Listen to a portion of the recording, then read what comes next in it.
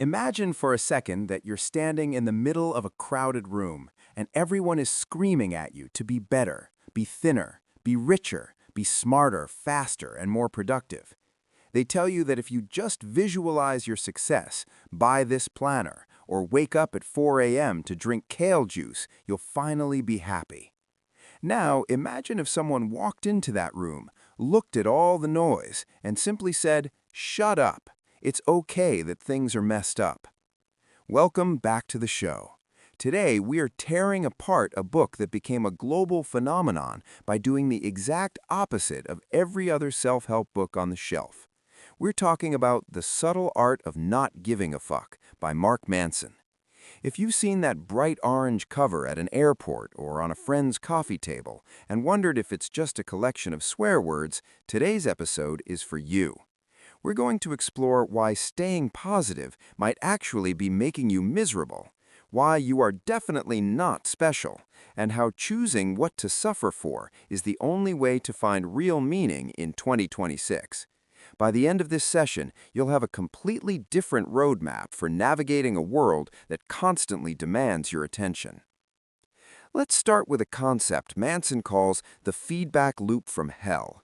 You know the feeling. You get anxious about something, maybe a presentation at work or a first date. Because you're anxious, you start wondering why you're so anxious. You think, man, I'm such a loser for being this nervous. And then, because you're judging yourself for being anxious, you get even more anxious. It's a spiraling vortex of self-loathing. We live in a culture today that is obsessed with unrealistic expectations. Through social media, we're constantly shown the peak moments of everyone else's lives. We see the vacation photos, the promotions, and the perfect relationships. When we compare our behind-the-scenes footage to their highlight reel, we feel like something is wrong with us. We feel bad about feeling bad. Manson's argument is refreshingly simple. Feeling bad is a natural part of being human. The subtle art isn't about being indifferent, it's about being okay with the fact that life sometimes sucks.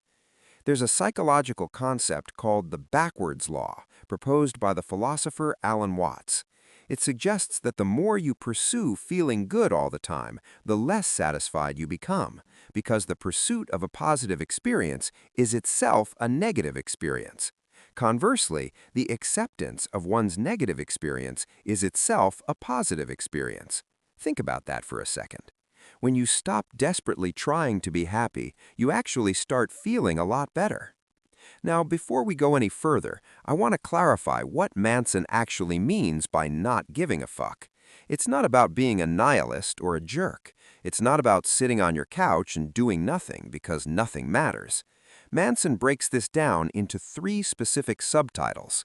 First, not giving a fuck does not mean being indifferent. It means being comfortable with being different.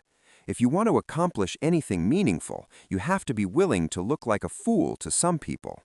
You have to care about something more important than the adversity or the judgment. Second, to not give a fuck about adversity, you must first give a fuck about something more important than adversity. If you find yourself getting angry about a slow grocery store line or a rude comment on the internet, it's because you don't have anything more important going on in your life to care about. Your fuck budget is being spent on pennies because you don't have any gold. And third, whether you realize it or not, you're always choosing what to give a fuck about. You don't have an unlimited supply of energy. As we get older, we realize that most things don't matter. We become more selective. We start not giving a fuck about the small stuff and saving our energy for the things that truly count: our families, our health, our craft. Before we dive into the entitlement epidemic and the surprising truth about happiness, let's take a quick breather. If you're enjoying this reality check and want more deep dives into the books that actually change the way we think, go ahead and hit that follow button. If you're listening on Apple Podcasts, leaving a 5-star review is the best way to help us keep the lights on and keep the positivity police at bay. It takes 10 seconds, and it means the world to us. All right, let's get into the meat of it. One of the most controversial chapters in the book is titled, "You Are Not Special." For the last 30 years, the self-esteem movement has told us that we are all unique, all destined for greatness, and all deserve to feel good about ourselves regardless of our actual accomplishments. Manson argues that this has created a generation of people who feel entitled. If everyone is extraordinary, then by definition, nobody is. Most of us, for most of our lives, are pretty average at most things, and that's okay.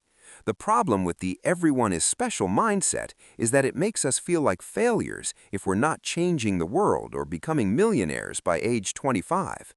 This entitlement shows up in two ways. Either I'm awesome and the rest of you suck, so I deserve special treatment, or I suck and the rest of you are awesome, so I deserve special treatment because I'm a victim. Both are forms of the same ego-driven delusion. True self-esteem isn't about feeling great about your flaws. It's about being honest about your flaws and working on them. It's about accepting that you're a small part of a big world and that your problems aren't actually that unique. There's a great freedom in being average. Once you accept that you're not a chosen one, the pressure to be perfect evaporates. You can finally start doing the actual work that leads to real achievement. This leads us to the nature of happiness. Most people treat happiness as an equation to be solved.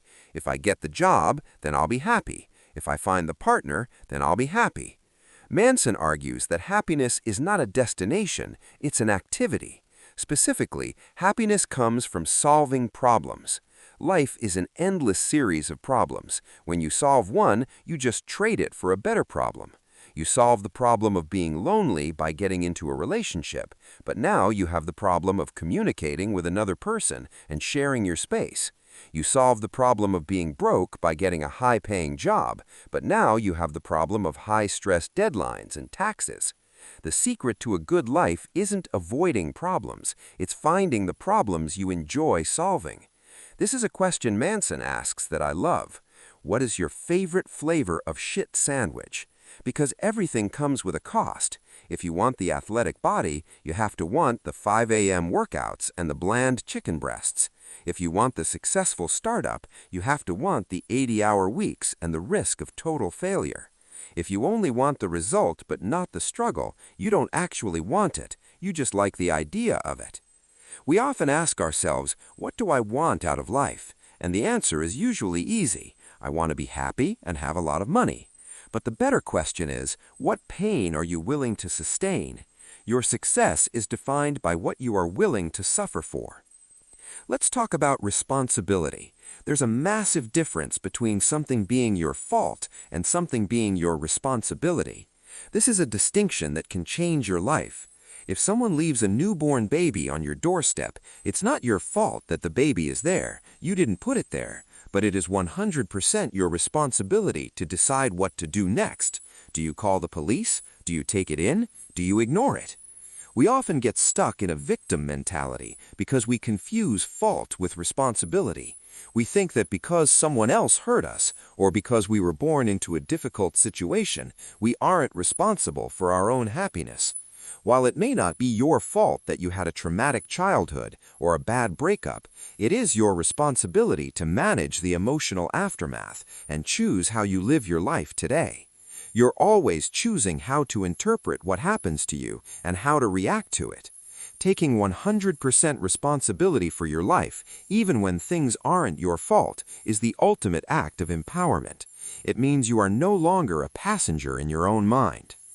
As we move toward the final sections of the book, Manson touches on the Manson sieve, the process of filtering your values.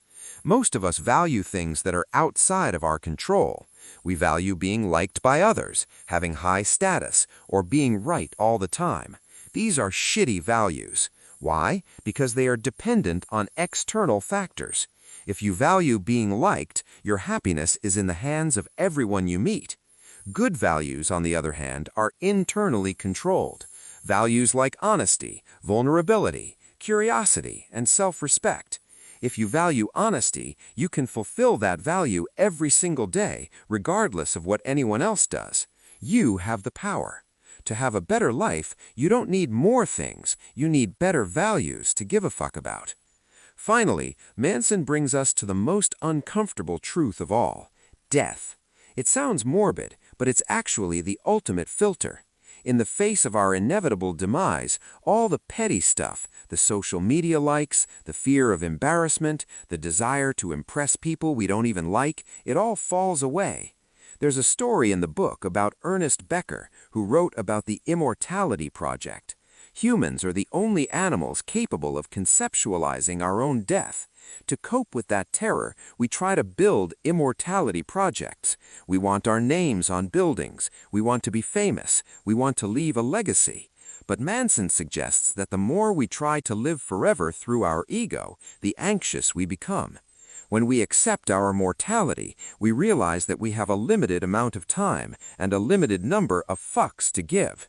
Death is the only thing that gives life meaning because it creates scarcity. It forces us to choose. It reminds us that right now, this moment,